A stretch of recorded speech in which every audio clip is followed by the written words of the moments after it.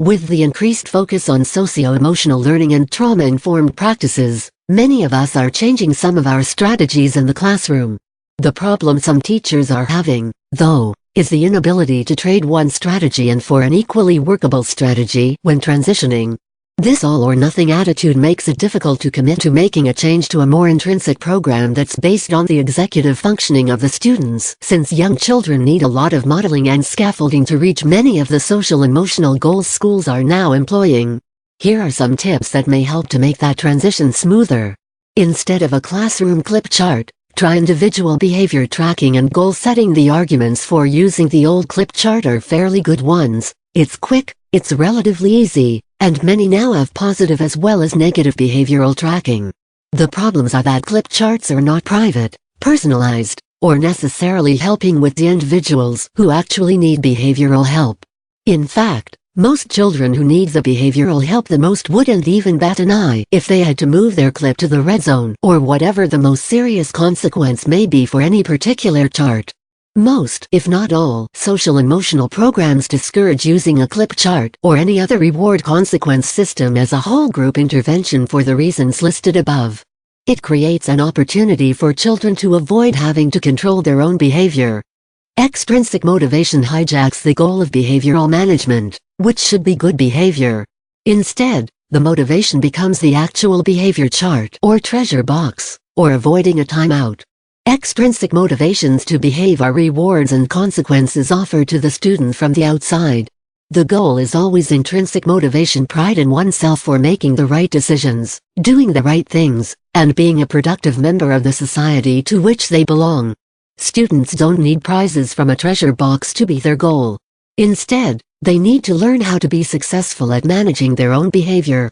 Individualizing behavior tracking and goals may sound overwhelming initially, but it doesn't have to be.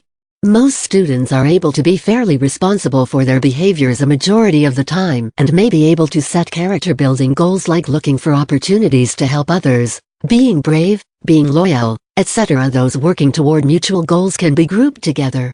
This is especially true for those students who are already able to feel that intrinsic motivation for whom behaving and truly participating is the reward.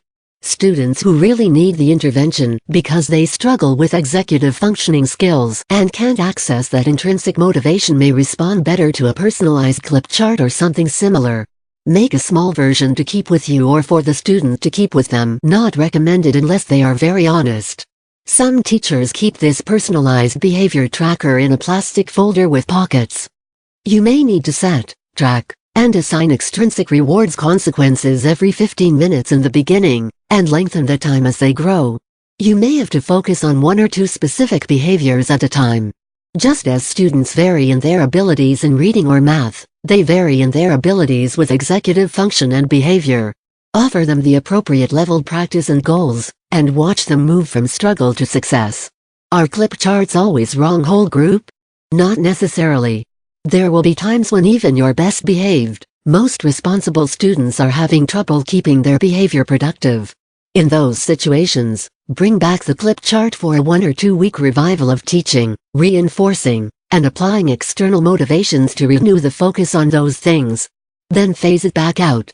If you have to use things like behavior charts, use them to help the class get things under control, then go back to internal motivation. They can be effective and helpful when temporary, but you do have to intentionally phase them back out again before students become dependent on them. Instead of constantly repeating yourself, try picture routines and schedules. It's a tale as old as time. Teacher gives thorough instructions, students ask teacher to repeat, teacher repeats, students forget again. Save yourself the time and trouble and add some pictures. One of our writers taught for 12 years before seeing a visual schedule put into proper use. It's probably fairly safe to assume her experience was not an isolated event, despite the many suggestions to put such tools to use. Many people assume picture schedule means picture direction cards like this free one we found on Teachers Pay Teachers, if any. And these are good. If you aren't using anything, this is a good direction to go to start out. There were 67,000 plus choices when we typed in picture directions in the TPT search bar, so chances are good that you'll be able to find what you like best. To use these well, keep them close to a whiteboard or other display surface, And as you give directions for completing independent work or an activity, display the appropriate card while you speak. For elementary students, an even better strategy is to have students create the instructions by doing what will be on the card, so you can take a picture. Print out the pictures, and make those your direction cards. For example, if you're making a glue direction card, take a picture of a student gluing. Sometimes when you just display a picture of colors, scissors, and glue, kids will literally get those things out and just sit and look at you. If you display a child doing the activity and have the word written under it, it gives a better reminder for what the student needs to be doing. The same goes for schedules and routines. The more personalized you make it, the more students feel included and the more likely they are to recognize the message. You don't have to have a picture for every routine and detailed part of your schedule, though. Start with the things that your students have trouble with.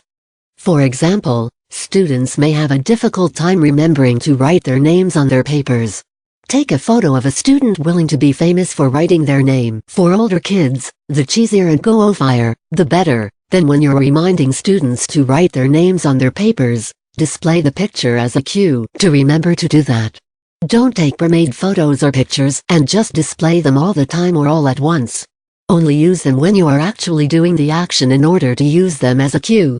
For a schedule, you may want to have the thing before the current activity displayed, the current thing, and then the next activity or two displayed nearby. This really helps students who are always asking, "What's next? And when's lunch?" during every lesson. Some teachers display their whole routine or schedule, but have 3 little windows cut out of cardboard to show what they just finished, what they are working on now, and what will happen next. All of these ideas help with behavior, because students who don't know what's going on are students who are likely to be off task and getting into some sort of trouble. If it isn't 100% clear what the next step is, they're off wandering into all sorts of behaviors and activities that they haven't been invited into. Many EAPs have strategies like use a visual schedule. This is a different thing altogether. Visual schedules for individual students are personal schedules with movable parts that help students organize exactly what they need to be doing. You can see samples of these by searching for Visual Schedule Special Ed. They are very effective for all students, although they are labeled for special education, because those teachers have been making use of these things for years. Students respond well to having their own small personal schedule and marking it done, or moving the appropriate card to a different area. You can even take the same cards or pictures you use for cues with the class, print mini versions, place Velcro on the back and the opposite side of Velcro across the student's desk, and let them track their day, activity, or schedule. Moving those pictures and words for themselves is very empowering. Instead of assuming students know how to behave, try teaching the behaviors you want to see. Students won't know what you want unless you tell them. We can all agree that students need manners and perhaps should have picked up some school survival skills along the way unless they're brand new to the environment. And it's frustrating to have to repeat ourselves over and over again. However, remember that it takes the average child about 6 times to experience information and retain it. Some children learn the very first time you say something. Some children will still be struggling to remember the information after the 52nd time you share it with them.